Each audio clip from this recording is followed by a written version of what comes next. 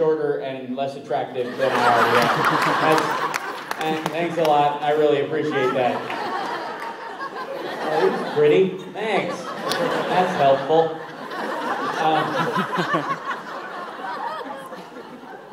At least I'm single. Anyways.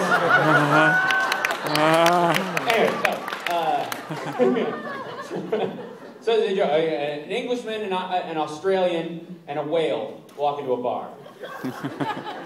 And the Englishman goes up and goes, I'll have a bit of wine. I'm going to have some wine just to, toast my friends. Have a bit of wine. That's great. The Australian comes up and, I'll have a pint. I'll have a pint of beer because we won the cup. We're going to be all happy and all that stuff. And the whale comes up to the bar and goes,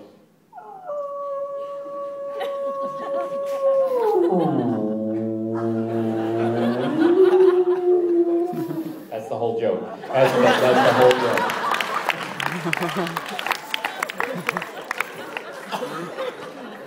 One of my favorite jokes in the whole world.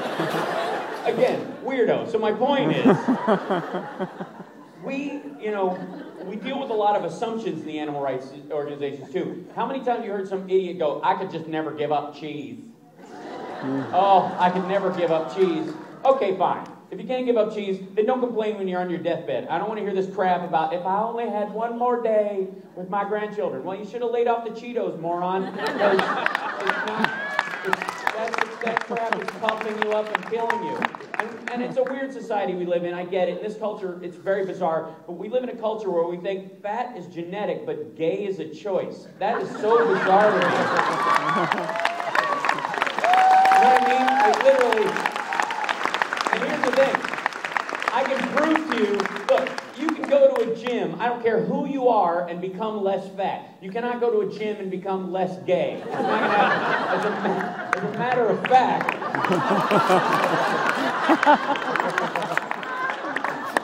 The opposite may be true. But the stuff we eat is the reason we do it is because we're so acclimated to eating it. We're so used to eating it. At one point, everything was weird. And, people eat escargot.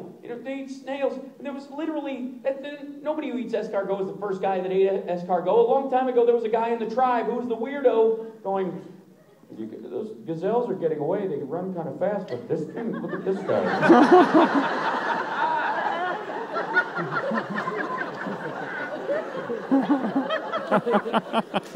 This is like, they're on the sidewalk every time it rains. Yeah. No, they're really good with some, drawn butter. No, drawn butter. Remember that stuff I invented by sucking on the teeth of that gigantic animal? Yeah, you laughed then, but now you have cereal. Right, I get it. It's getting away. All that stuff was weird at one point. Oysters? People eat oysters? And you're like, anybody who eats oysters, not the first person who's eaten an oyster. If somebody taught you how to eat an oyster, they'd be like, you kind of open it, with a little white vinegar or chopped onion or some horseradish sauce, some nonsense. But at one point, a long time ago, there was the first guy. There was the first person who ever, thought to go bang open a rock and suck the guts out. Because we didn't know what it was. We were completely stupid. We just wanted some guy.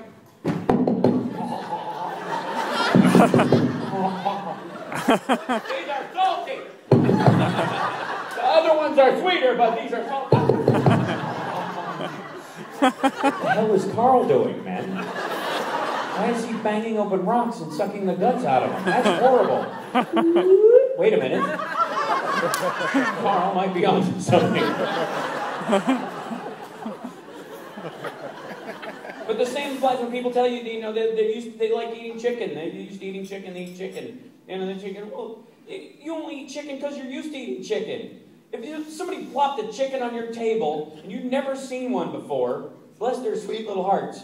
But if you pop one on the table and you go, we're going to eat this tonight, you're like, what are you talking about? What, this puffy, white, flightless bird that's walking around and a little empty scrotum on its neck and its weird little lizard legs and, why is it moving its head like that? Well, it doesn't have teeth. It eats rocks to grind its food. What does it taste like? Everything. Well, then what's the point?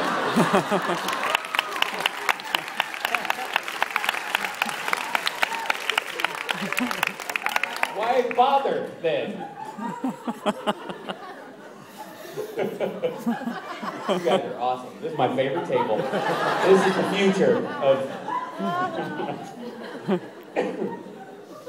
You know what's coming, though, is genetically modified and grown in a petri dish meat cutlets. This whole thing, Pete is actually supporting this idea that it was never an animal, right? It's just grown in a petri dish. And if you're going to eat that crap, you're going to, and believe me, it'll take an afternoon before people will be okay with it. You know what I mean? They'll go, oh, that's disgusting. Oh, Taco Bell, sure. Well, nobody's even going to think twice. Here's the amazing part. One of the amazing parts is that they, last week, and this is absolutely true, a scientist announced that he has figured out a way to bring back dinosaurs using chicken DNA. Because they're actually closer. They thought lizards would be this, they were frog DNA and all these other things that they were going to try to do it. They actually figured out how to do it. He's going to have a Tyrannosaurus Rex in 20 years. This is the plan. They're going to have a real live Tyrannosaurus Rex. And I know people are concerned that this is a bad idea. I think we need it. I think as human beings, we will learn a lot more community. We will bridge gaps in ethnic and racial and religious divides. If we have giant frigging lizards stomping inside of the house. I mean, think how friendly we would all be right about now. Like, yeah, whatever, blah, blah, blah. And our doors would look a lot different. I will give you that. There'd be, Kong kind of things all the time. But this, it would do great things for, the Israeli-Palestinian argument gone in an afternoon. Hey, Jew, I don't like you over thousands of years. You've been, well, this is our people, this is our favorite land, or whatever. Get in the cave, get in the cave. That thing is huge. I don't know how long we're going to be in here. Would you like some hummus? I made this myself. Seems kind of nice. It's made from chickpeas, right? It's good. I brought some olives. You want to try these olives? I've never had these. These are delicious. I'm not going to lie to you. I never...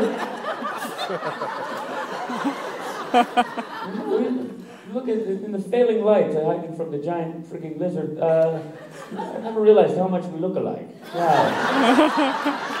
We look like we could be brothers. This is so strange. Never realized that until just now. You're a beautiful man. I'm not going to we could share this cave for a very long time, my friend.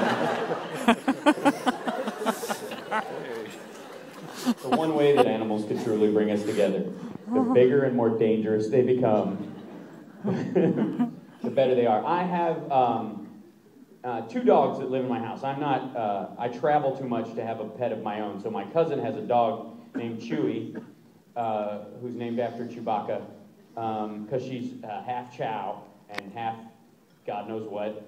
She's a rescue, so I don't know. It's a mystery. And she barks like this.